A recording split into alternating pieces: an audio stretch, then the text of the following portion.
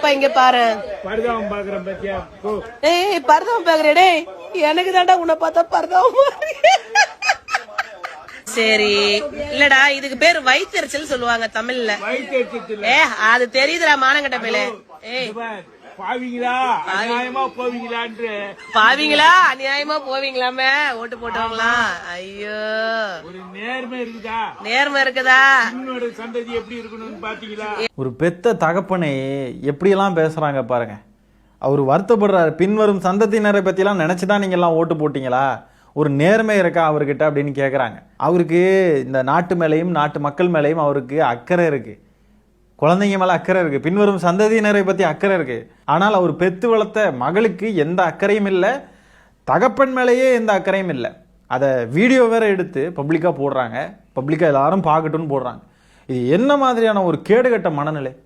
Parents அசிங்கப்படுத்துறது எப்போ இருந்து நார்மலாச்சு? நானும் நிறைய பார்த்துட்டேன். தாவைக்காக்காரங்க தேர்தலில் ஜெயிச்சிட்டோம் அப்படின்றதுக்காக பேரண்ட்ஸ் எல்லாம் வீடியோ எடுத்து என்ன மாதிரியான ஒரு மென்டலி நார்மலான பீப்புள் இதை பண்ண முடியுமா?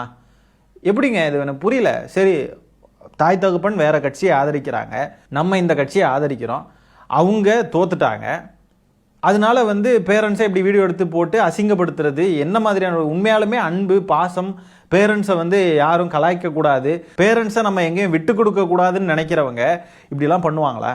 வெற்றி தோல்வின்றது 50-50% தான்.